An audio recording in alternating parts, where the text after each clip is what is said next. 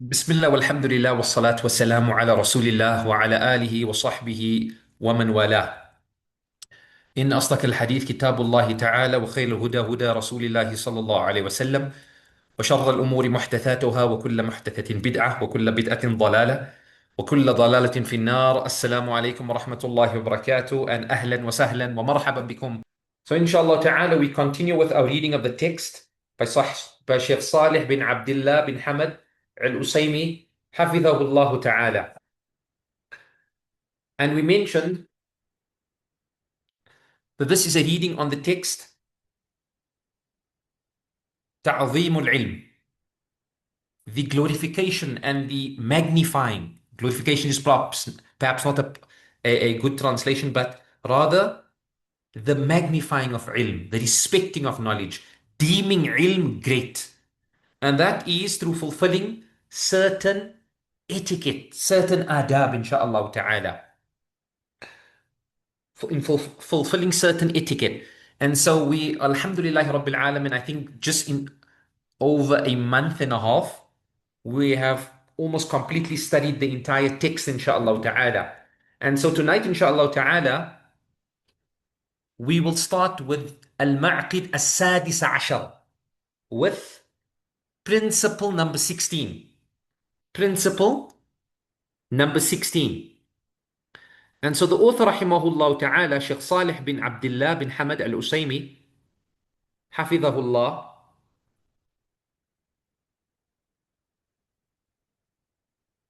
he says in his text,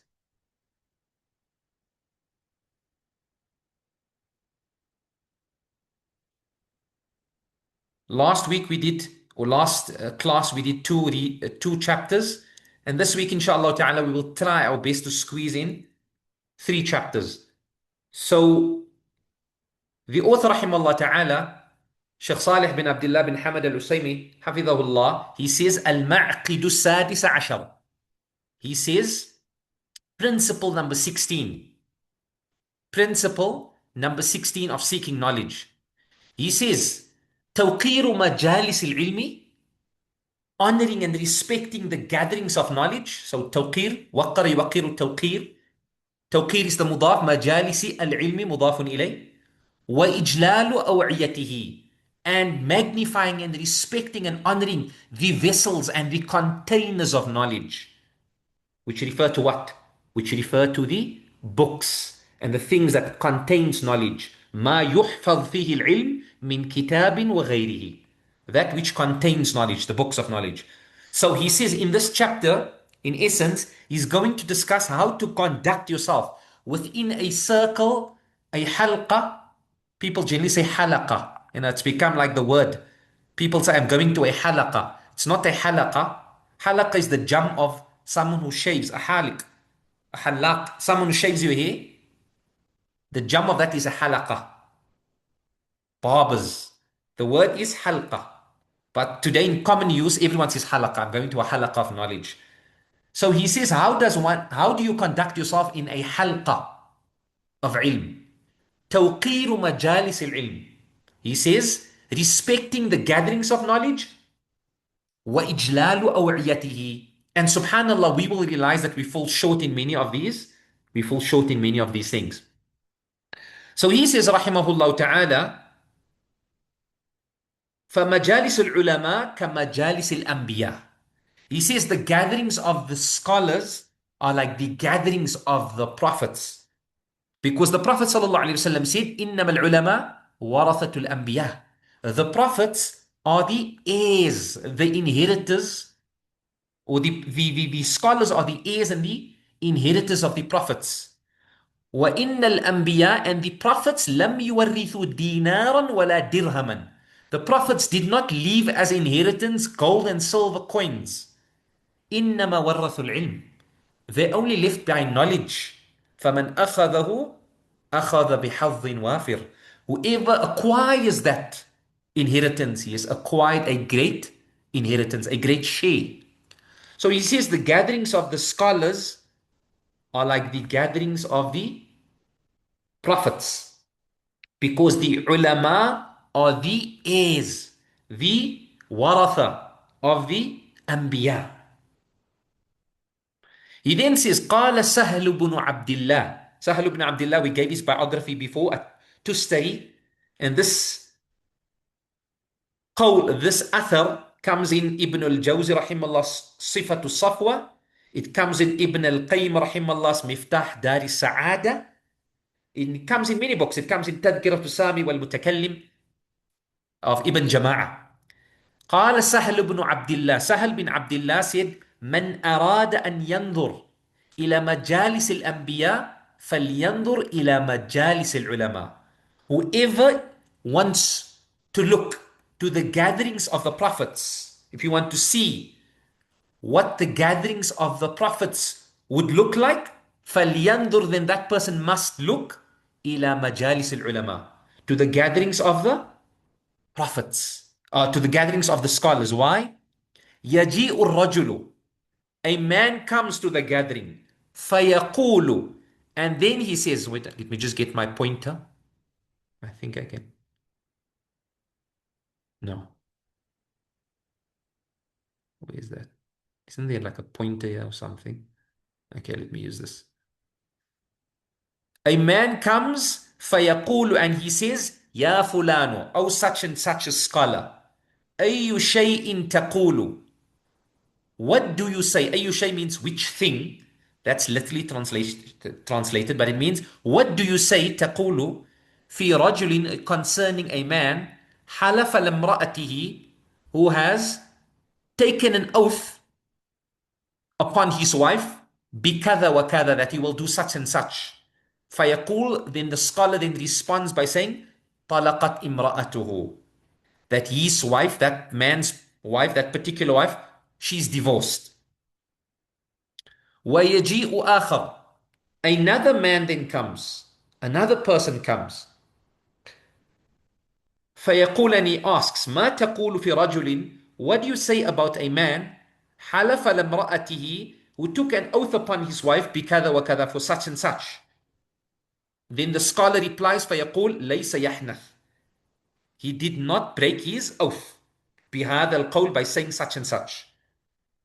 وليس هذا, and then Sahal bin Abdullah, he says, and this is for no one إلا لنبي أو لعالم. This is for no one. Who is the person that people address their questions to? It used to be the prophets. Now it is given and presented in front of the ear of the prophets, and that is the scholar. وليس هذا, and this is for no one إلا لنبي أو لعالم, except for a nabi or a scholar. فَعْرِفُوا لَهُمْ ذَلِكَ. So recognize for them that. Recognize the right that they have.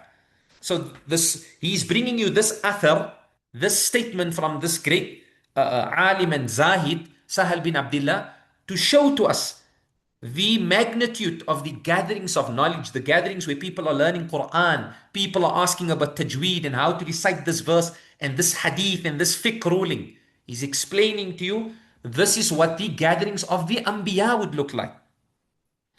Because these are the people that people come to them with their questions, saying, I took an oath that I will do such and such. I took an oath upon my wife. And the scholar would say, your wife is divorced. Another person comes and he asks something very similar, but because the scholar, based on his knowledge, he detects the subtlety in difference between the two questions, he says to this man, what you have said does not break your oath. And he says, this is for no one but the Nabi and the scholar. فَعْرِفُوا لَهُمْ ذَلِكَ.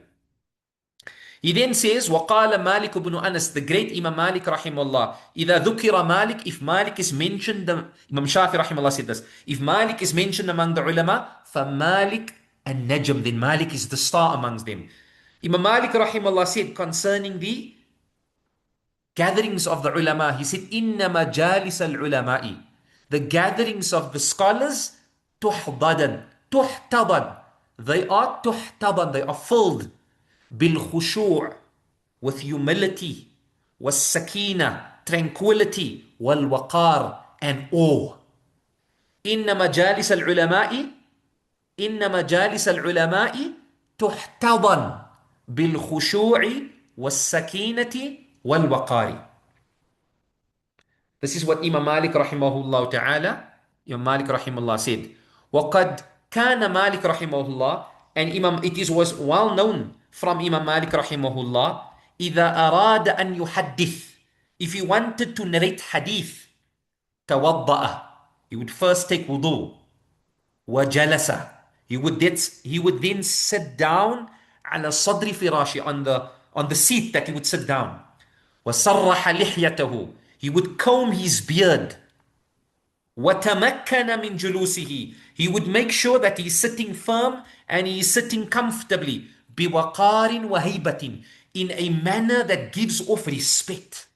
That this is a position not of play, this is a position of respect.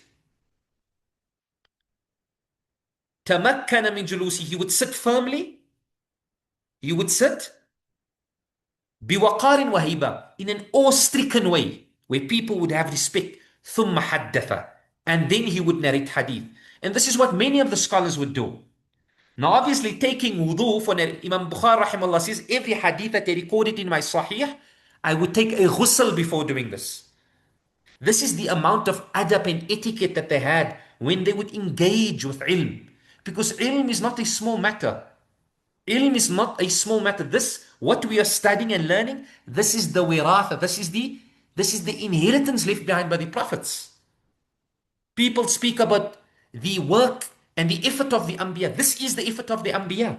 Learning deen and teaching it to others. This is the effort of the Anbiya. This is the inheritance of the prophets. And so for this reason, this is how these ulama would conduct themselves. And this narration is famous. It comes in Khatib al-Baghdadi's Al-Jami al-Akhlaq al-Rawi wa Adab Sami'. It comes in Ta'zim Qadri Salah. It comes in As-Sunan al-Kubra of Imam al-Bayhaqi. It comes in many books. It comes in Musannaf Abdul Razak, that the ulama كانوا يستحبون, they used to consider it mustahab when narrating hadith to take wudu before that. And it comes in Jami' Bayan al-Ilm wa Fadli of Jami' Bayan al-Ilm wa Fadli by Ibn Abdul Barr rahimahullah ta'ala. So there are so many narrations. The author chose, he selected one from the hundreds of narrations.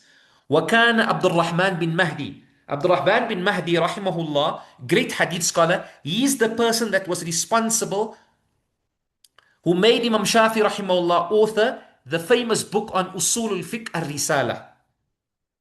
Imam Malik, Abdurrahman bin Mahdi was that person that came to Imam Shafi rahimahullah, and he is the one that said, Imam Ahmad rahimahullah said the same, we did not know the meanings of the hadith until this young man, this hadha al-fata, this young man authored his Risala.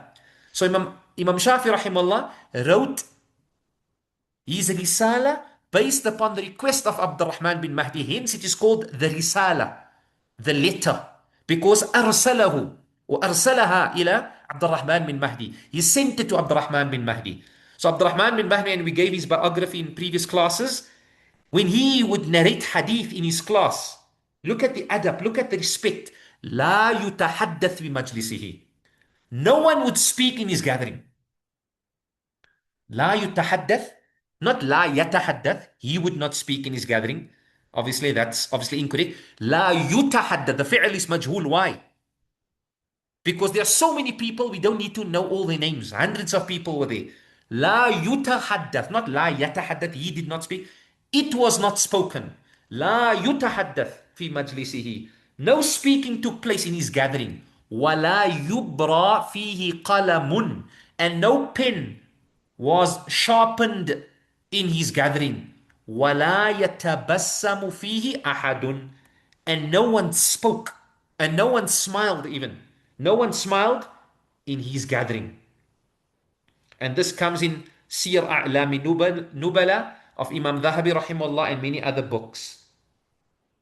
And we mentioned that Abdurrahman bin Mahdi, he was born in the year 135 and he died in the year 198 in Basra. One of the great scholars of hadith. He was the student of Imam Malik rahimahullah, Sufyan al-Thawri, Abdullah ibn al-Mubarak, Hamad bin Zayd, and Hamad bin Salama, and Waqi ibn al-Jarrah, rahimahumullahu jami'an.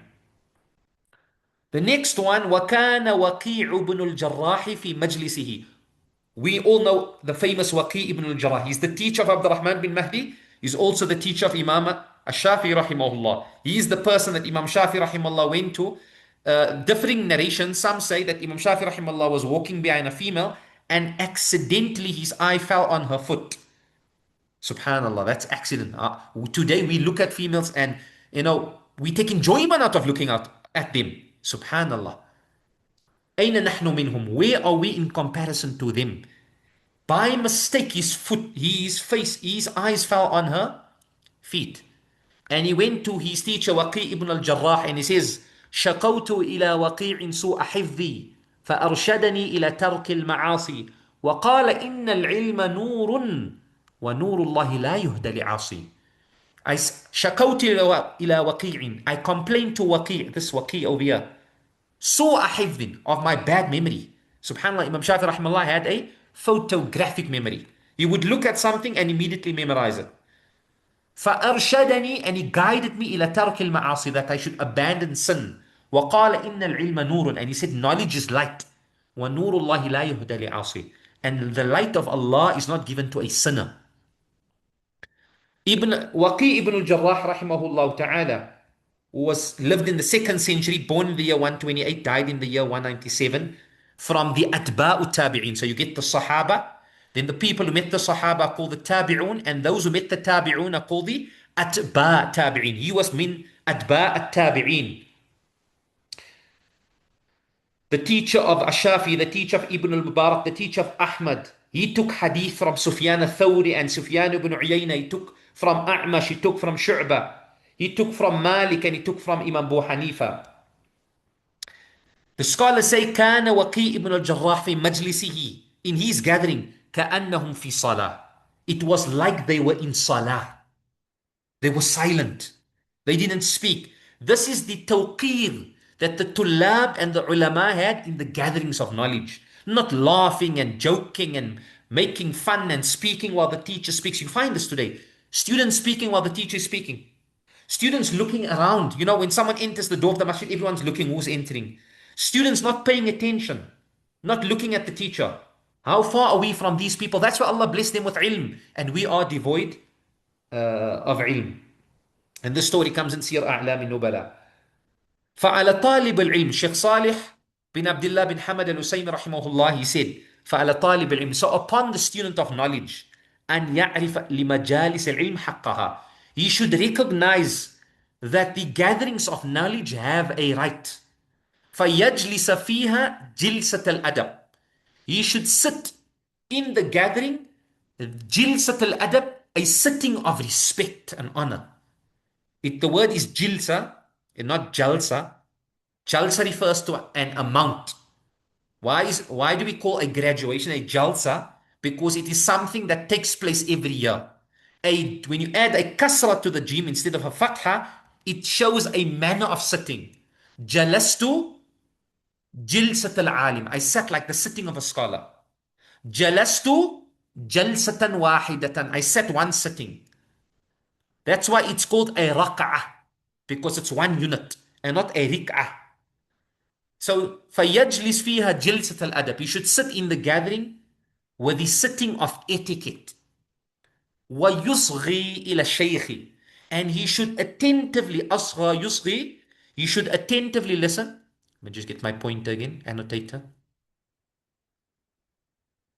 He should يصغي إلى الشيخ, he should attentively listen to the shaykh, ناظرا إليه, and look to the shaykh. He should look to the shaykh. فلا يلتفت عنه, he should not turn away from the shaykh من غير ضرورة, for no necessity, for no reason. He should not turn away from the shaykh for no reason. He should give the shaykh his full attention. So he should not turn away from the shaykh without necessity. وَلَا يَضْطَرِبْ لِضَجَّةٍ يَسْمَعُهَا, he should not be moved and disturbed. وَلَا يَضْطَرِبْ, he should not be disturbed لِضَجَّةٍ, because of some sound يَسْمَعُ, that is hearing. People when they sit in classes and people come in, they look around. وَلَا يَعْبَثُ بِيَدَيْهِ, he shouldn't play with his hands, أو رجليه, or with his feet, with his legs and feet. ولا يستند بحضرة شيخه. He should not recline. He should not recline in the presence of his shaykh, in the presence of his teacher. ولا يتكئ على يده. And nor should he lean back on his hands. لا يتكئ. اتكأ يتكئ means to lean back. على يدي upon his hands. ولا يكثر التنحنح والحركة. Nor should he excessively تنحنح. تنحنح means ولا يكثر التنحنح. You shouldn't excessively do the تنحنح. والحركة and excessively move. ولا يتكلم مع جاره. You shouldn't speak with the person sitting next to him, his neighbor. وإذا عطس, and when he sneezes, خفض صوته. He should lower his voice. You know, you keep your hands in front of your nose to lower the sound. He should lower the sound. وإذا تثاءب, and when he yawns, ستر فمه. He should cover his mouth بعد رده جهده, after suppressing it, جهده, to the best of his ability. بعد رده, after trying to suppress it. You know, close your mouth, don't yawn loudly and audibly. So that is what the Shaykh says. These are the etiquettes that we as Tullab al-Ilm need to have in the majalis, in the gatherings of knowledge. He then goes on and he says, وَيَنْضَمُّ إِلَى تَوْقِيرِ مَجَالِسِ الْعِلْمِ, included and connected, إِلَى تَوْقِيرِ مَجَالِسِ الْعِلْمِ, to respect and honoring of the gatherings of knowledge. What is included with that? The fa'il, ينضم's fa'il comes right at the end, إِجْلَالُ أَوْعِيَتِهِ. He is honoring and respecting the containers of knowledge. The containers of knowledge. We said the aw'iyah, the aw'iyatul ilm. Those things يحفظ فيه العلم من كتاب وغيره. Those things that knowledge is contained in, the books of knowledge. وعمادها, and the pillar of these. What is the pillar of these containers? Al-kutub, the books. You need to respect the book that you're taking knowledge from, the kitabs that you have. You can't throw your kitabs anyway. That's why the ulama in the books of fiqh, they say وَلَا يُتَوَسَّدْ بِالْكُتُبْ الشَّرْعِيَّةِ. You cannot take a book. I saw students in the past, you know, they maybe was making i'tikaf in the masjid. You know what they would do? They would take their books and put it under their pillows and put their heads on there. And this one gentleman, I told him not to do that. He tells me, no, I'm not studying. He was supposed to study for some exam. He was a student of deen. He didn't study for the exam. He said, this way the knowledge will go into my head. I said, that is disrespecting the books of knowledge. The ulama specifically, نصوا على هذه المسألة في كتبهم. They specifically mentioned this issue in their books, that we shouldn't take the books of knowledge as wisada, as a pillow. So Shaykh Sālih bin Abdillāh bin Hamad al-Usaymī hafidhahullah, he mentions here, وَيَنْضَمُّ إِلَى تَوْقِيرِ مَجَالِسِ الْعِلْمِ, included to and connected to توقير مجالس العلم, to respecting the gatherings of knowledge is what? إجلال أوعيته التي يحفظ فيها, in which knowledge is preserved. وعمادها الكتب فاللائق, so that which is the habit that is befitting, what befits بطالب العلم, a student of knowledge, is what? What befits the طالب العلم? صون كتابه. He should protect his book. صون كتابه. He should protect his book. He should take care of his book. وحفظه. He should protect it. وإجلاله, and honor it. والاعتناء به. And he should attach importance and take care of it. And that's why many of the contemporary scholars, they say you shouldn't take your books and make, fold the pages at the end, make ears. Because this is part of not showing care to your books and your ilm. The author then says, فَلَا يَجْعَلُهُ صُنْدُوقًا. He should not make his book a place of storage. يحشوه, filling it بودائعه. With things that he places in there. With his wada'i, things that you keep. You maybe put a phone number in there, you put money in there. فلا يجعله صندوقا. You shouldn't make it a sunduq. يحشوه, him filling it up بودائعه. By putting his, wada' is your things that your trusted things, your money you put in there, you put a SIM card in there, you put it in there, you store it in there. وَلَا يَجْعَلُهُ بُوقًا. Nor should he make and roll. He shouldn't make it a book.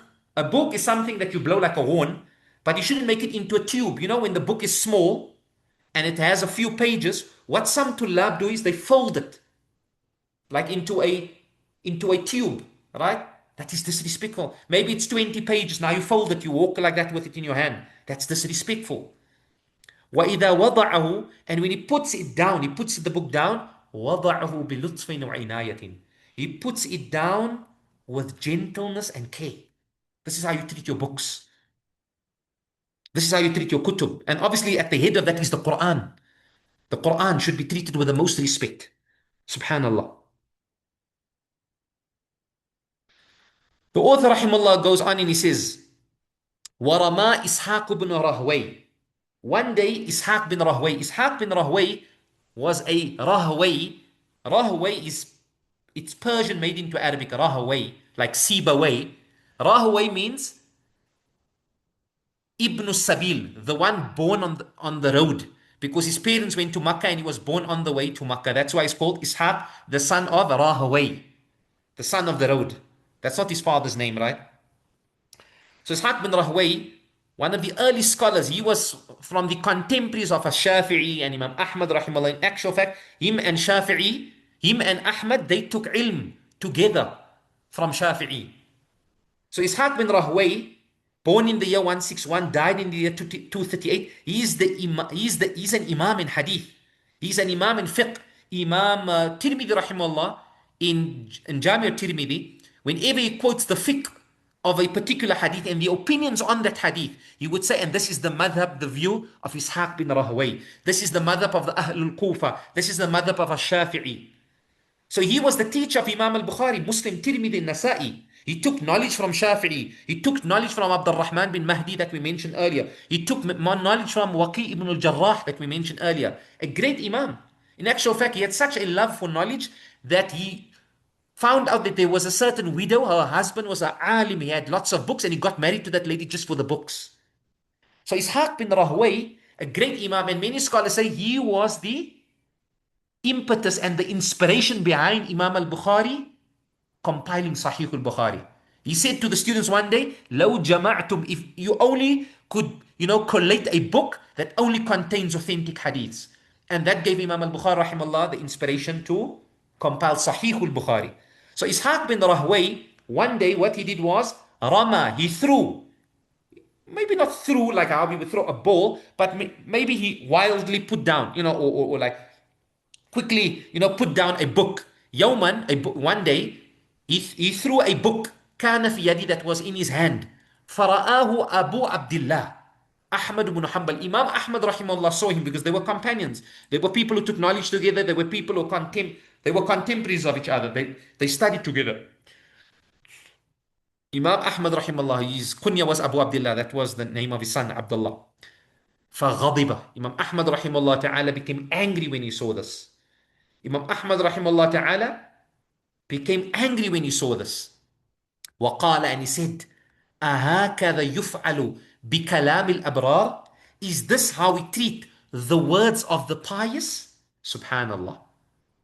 If this is what Imam Ahmad rahimahullah ta'ala said pertaining to the speech of people, the words of the ulama, what about the speech of Allah subhanahu wa ta'ala and the speech of the Nabi sallallahu alaihi wasallam? How more care should we not take with the books of the Quran, the tafasir, the books of the Sunnah?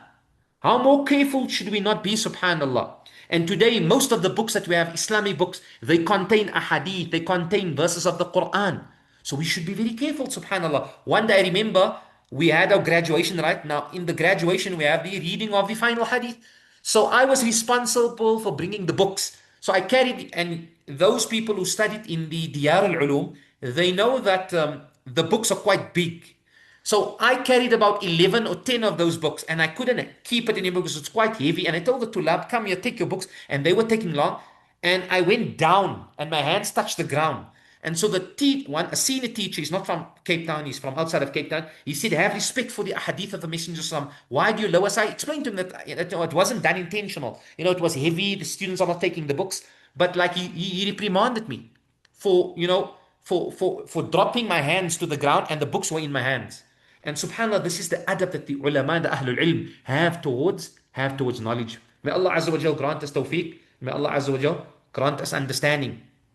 Shaykh Sālih al-Usaymī, حفظه he says, وَلَا يَتَّكِئُ وَلَا يَتَّكِئُ He should not rest and recline على الكتاب upon a book, أو يضعه عند قدميه, or place it at his feet. وإذا كان يقرأ فيه على شيخ, and when he is reading out of this book على شيخ, to a teacher, رفعه عن الأرض, he should lift it from the ground. وحمله بيديه, and he should keep it high in his hands. He should keep it in his hands. And you see many students, when they're studying in the masjid here, even here where I live in the Middle East, many of the tulab, when they sit in front of a teacher, some of them, maybe it's the students sitting at the back, they will keep their books on the ground. This is not adab.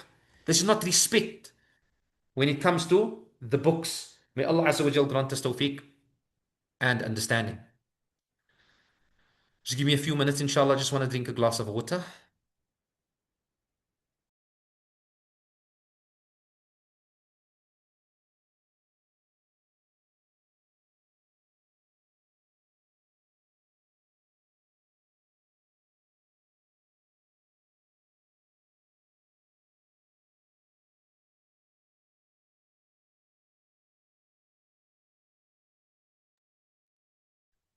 Subhanallah, there are so many narrations that we have from the Salaf, and how the amount of respect that they had when it came to the gatherings of knowledge.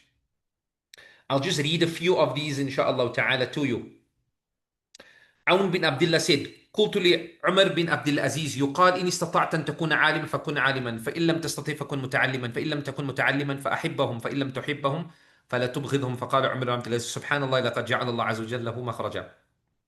قال حسن البصري رحمه الله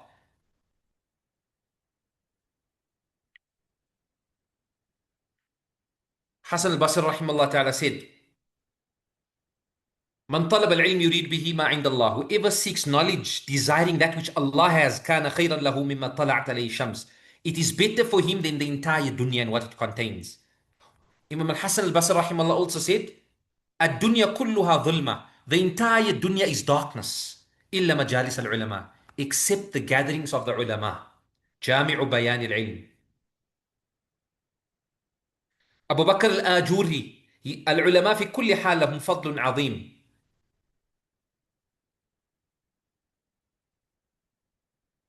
He said, Imam al-Ajuri said, العلماء في كل حال لهم فضل عظيم. The scholars always have a great station and status with Allah. في خروجهم, when they leave لطالب العلم, to seek knowledge, لهم فيه فضل, they have virtue. وفي مجالستهم لهم فيه فضل, when they sit in the gatherings of knowledge, they have virtue. وفي مذاكرة بعضهم لبعض, when they discuss knowledge with each other, فيه فضل, in that is a great merit for them.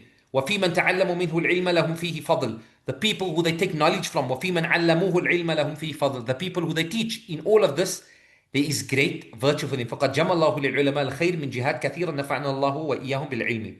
That comes in أخلاق العلماء, the characteristics of the scholars.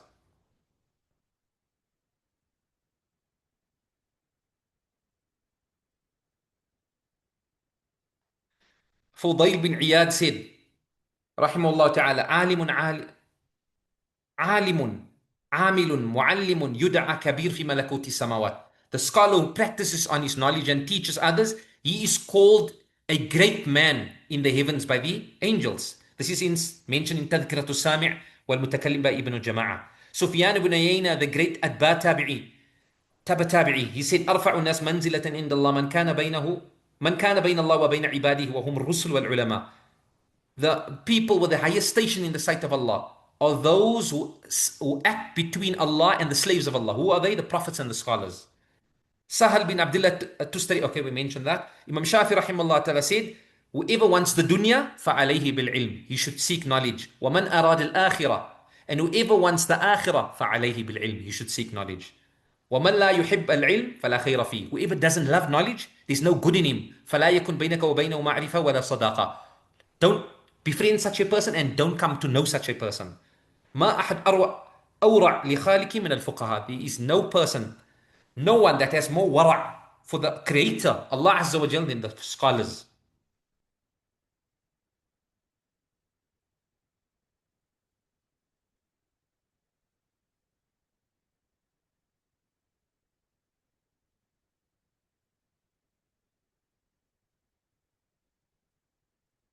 This is part of last week's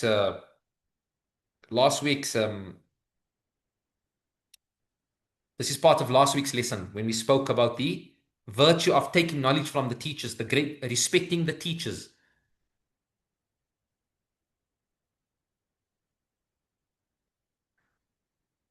Abdullah bin Imam Ahmad rahimahullah son said, قلت لأبي, I said to my father, what type of man is Shafi'i? فإني سمعتك تكثر من الدعاء له, because I've heard you making many times dua for him.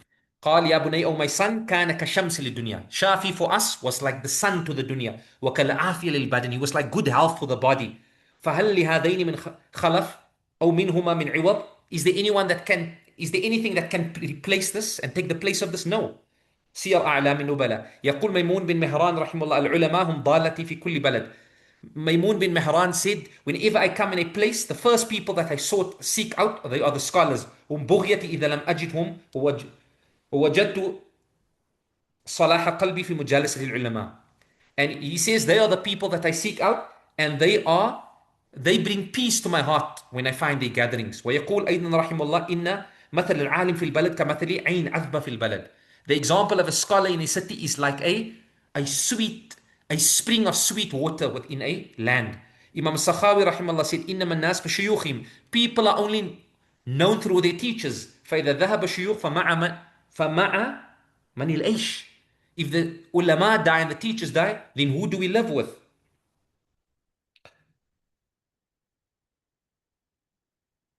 Abu Ja'far al-Tahawi, the great Imam al-Tahawi that wrote Al-Aqidat al-Tahawiyah, he said, كنت عند أحمد بن أبي عمران. I was with Ahmad bin Imran. فمر بنا رجل من بني الدنيا. One of the rich people of the dunya, one of a rich person passed us. فنظرت إليه, I looked to him. وشغلت بي عما كنت في المذاكرة. And this looking at him occupied me and distracted me from my studies. فقال لي أحمد بن أبي عمران. This alim said to me, كأني بك قد فكرت فيما أعطي هذا الرجل من الدنيا. He says, I think that you are thinking about this man and what the wealth Allah gave him. قلت له نعم. I said to him, yes. قال هل أدلك على الخلق. Should I show you to something, a quality? هل لك أن يحول الله إليك ما عنده من المال. Do you want Allah to give you the wealth that He has? Do you want Allah to give you something in place of that? ويحول إليه ما عندك من العلم. And should Allah give His wealth to you and the knowledge that you have, أو الطحاوي, to Him, فتعيش أنت غنيا جاهلا, and then you live your whole life as a rich man but you are jahil. ويعيش هو عالما فقيرا, and he lives as a scholar but who's poor. فقلت ما أختار أن يحول الله ما عندي من العلم إلى ما عنده فالعلم غنى بلا مال.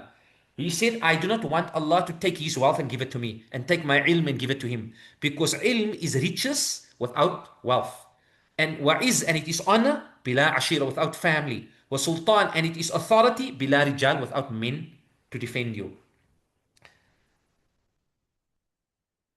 Hakim said, Man ittakhadha al-ilma lijaman ittakhadahu an-nasu imaman. Whoever takes knowledge as a lijam, the people will take him as an imam. وَمَنْ عُرِفَ بِالْحِكْمَةِ.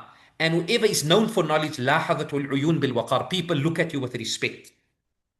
Nadr bin Shumail rahimahullah said, Man arada, whoever wants to be honored in the dunya and the akhirah, فَلِتَعَلَّمِ الْعِلْمِ. Let him seek knowledge. وَكَفَى بِالْمَرْءِ سَعَادَةً. And it is sufficient for a person to be considered successful, أن يوثق به في دين الله ويكون بين الله وبين عباده. That he is trusted by people with regards to deen, and that he serves as the intermediary between Allah and the slaves of Allah subhanahu wa ta'ala.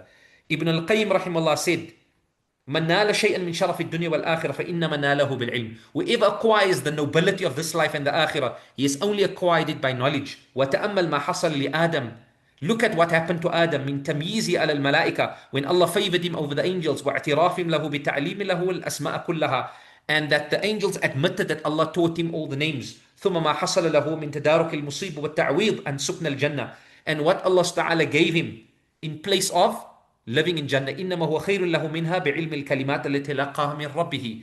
This is better. That which he received from Allah was better in ilm. Ibn al-Qayyim rahimahullah ta'ala, he also said, look at the story of Yusuf. Yusuf was given honor and tamkeen fil ard. Because why? Because of ilm. كذلك كدنا ليوسف ما كان ليأخذ أخاه في دين الملك إلا أن يشاء الله نرفع درجات من نشاء وفوق كل ذي علم عليم. وفوق كل ذي علم عليم. We gave, Allah Azza wa Jal says, Yusuf got that status in the dunya because he had knowledge of how to govern the finances of Egypt.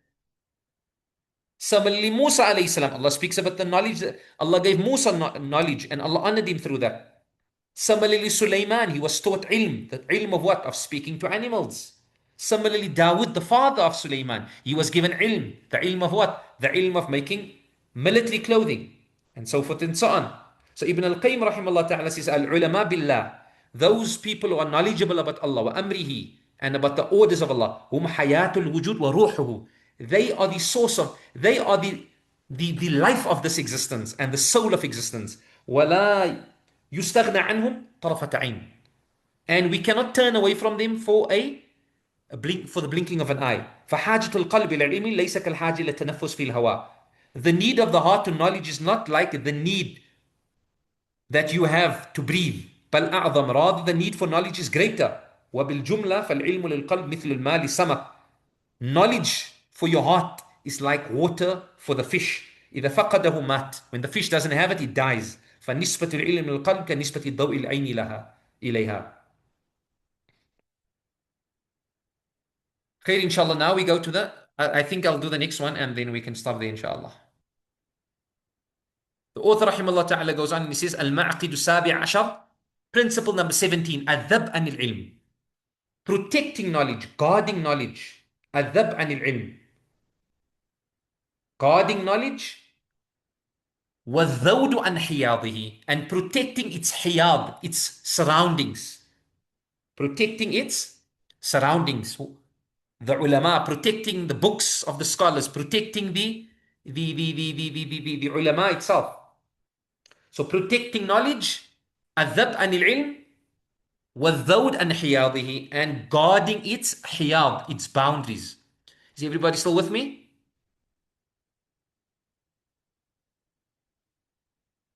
نعم يا شيخ. يا شيخ. Okay, alhamdulillah. So the author rahimahullah ta'ala says, he says, inna lil ilmi. So he says, Al-Ma'qid Sabi Ashar, principle number 17, Adhab anil ilm, protecting knowledge, Wadhawd, and guarding its hiyad. What is the hiyad of ilm? The boundaries of ilm, the books of the scholars, the ulama, they are the hiyad of ilm. He says, Inna lil ilmi hurmatan wafiratan. Knowledge has a great hurma, a great sanctity. Knowledge has great sanctity. توجب الانتصار له, that necessitates, توجب, that necessitates الانتصار له, that we should advocate it and we should protect it إذا تعرض, when it is made, when it is opened up لجنابه. إذا تعرض لجنابه بما لا يصلح. If تعرض means when there's an attack on the janab, on the honor of knowledge, with that which is not befitting. بما لا يصلح. So example, you find people rejecting Sahih al-Bukhari, rejecting hadith of the Prophet ﷺ. You know, there was an individual that used to appear on YouTube. He calls it the Bukhari gate. You know, like we call it, they add the word gate whenever there's like some type of thing that happened. You know,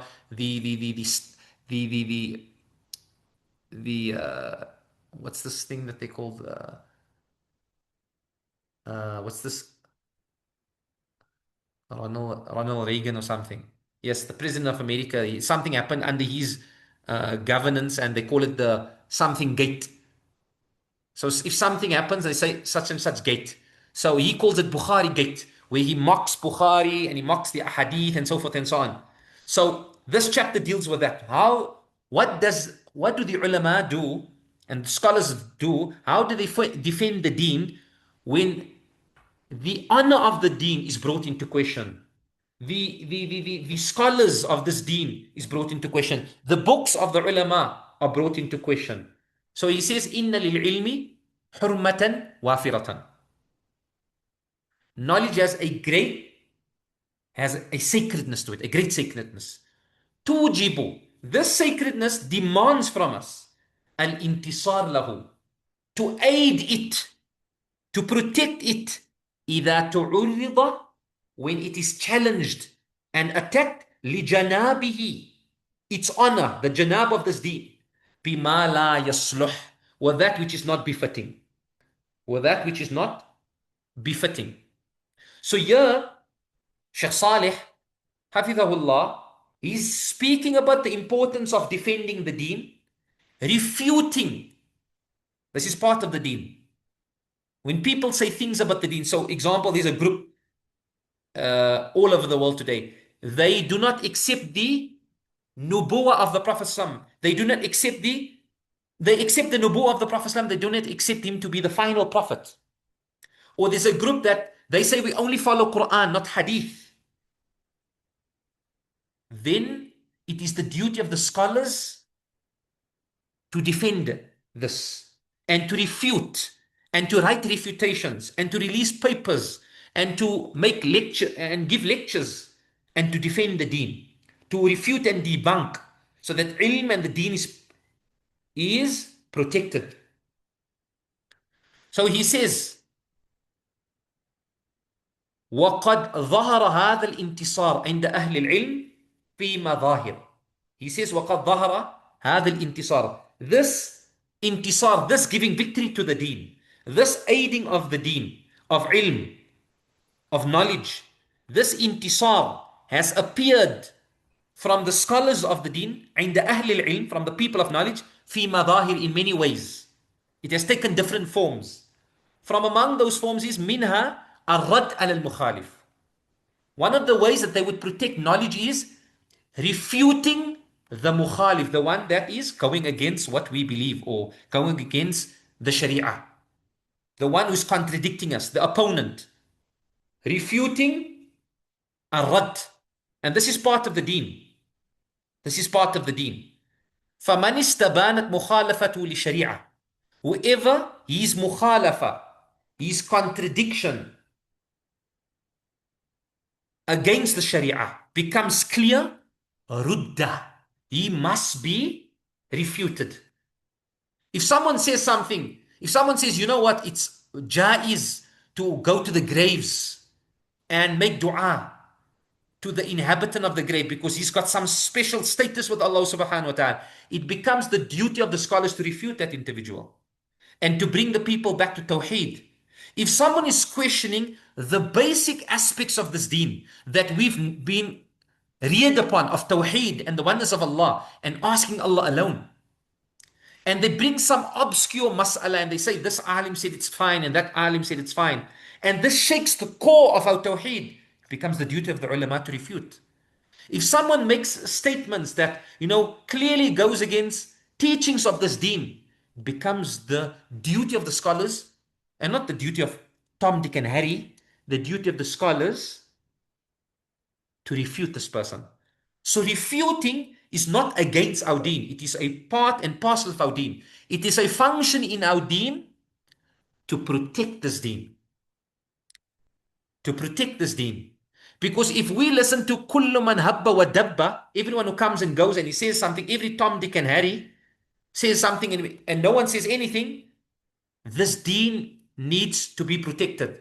And Allah Azza wa Jal, as the ulama of the past used to say, Allah has brought about brilliant men and given them this duty to protect this deen. So refuting the mukhalif. And this is aslun muqarrarun fi shar. This is a foundational principle within our deen, refuting. But who should do the refuting? This is min wada'if al-ulama. This is from the duties of the scholars. This is from the duties of the ulama. They should be doing the refutations. So, فَمَنِ اسْتَبَانَتْ مُخَالَفَتُهُ, whoever's contradiction to the Sharia becomes clear, رُدَّ, he should be refuted. رُدَّ عَلَيْهِ كَائِنًا مَنْ كَانَ, whoever he might be. Why? حَمِيَّةً لِلدِّينِ, showing jealousy and protection for this deen, having, jealousy for this deen, in the sense, jealousy is perhaps not a good word, but I mean like it is because this deen is being said something about that is not correct. I cannot keep quiet. I need to say something. وَنَصِيحَةً لِلْمُسْلِمِينَ, and doing an act of nasiha, an act of well-wishing for the Muslims. So you are doing it hamiyatan lideen, wanting to protect the deen. You're doing it out of love for the deen, out of hamiyya, that this is my deen and this person is speaking ill about my deen. He's speaking ill about the Sahaba. He's speaking ill about the hadith of the Messenger of Allah. This person is questioning basic tenets of our faith, of Tawheed. Subhanallah. Hamiyatan lideen. وَنَصِيحَةً, and also, not only do I want to protect the deen, but I have nasiha to the Muslims. I fear that they might be misguided.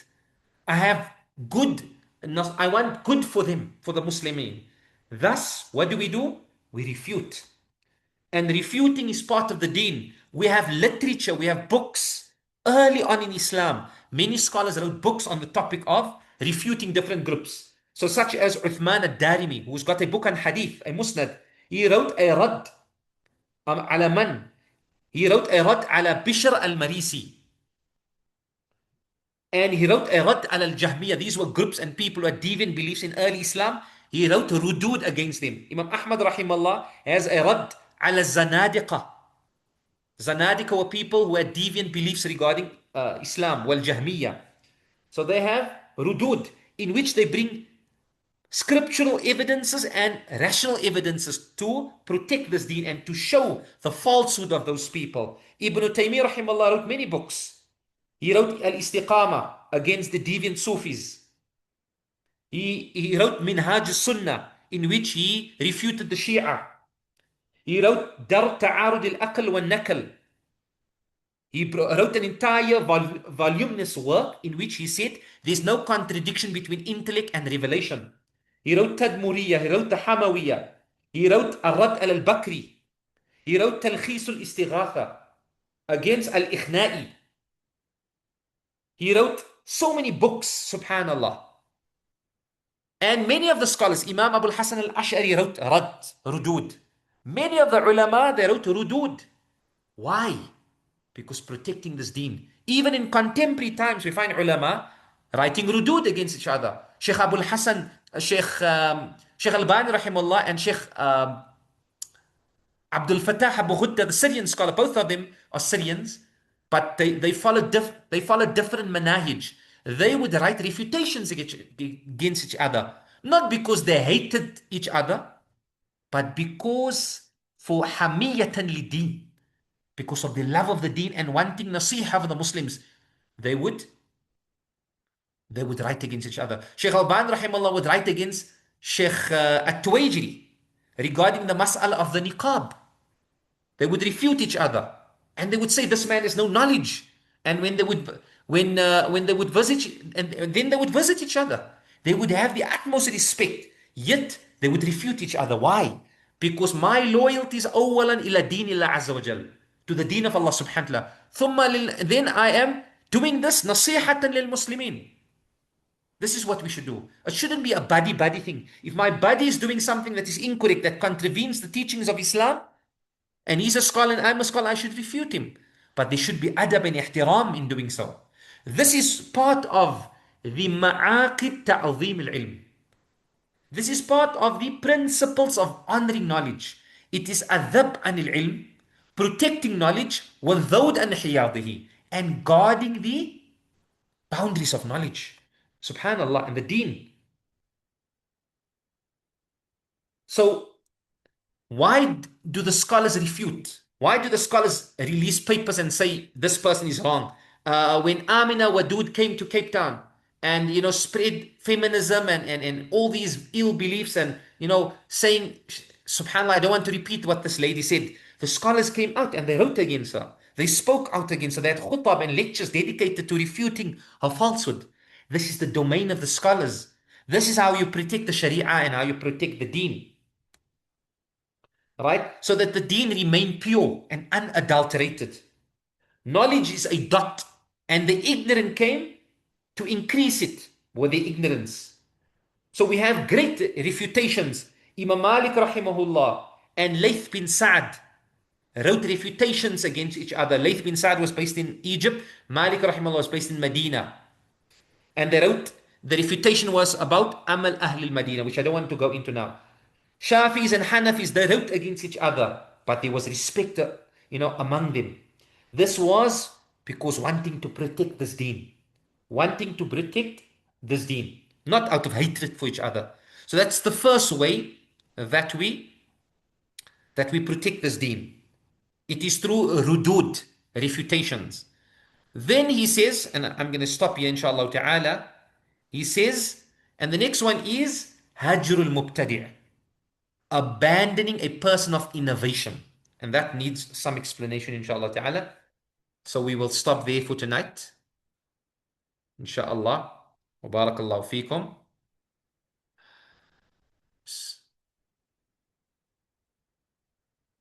Jazakumullah khairan for your attendance. Assalamu alaikum wa rahmatullahi ta'ala wa barakatuh.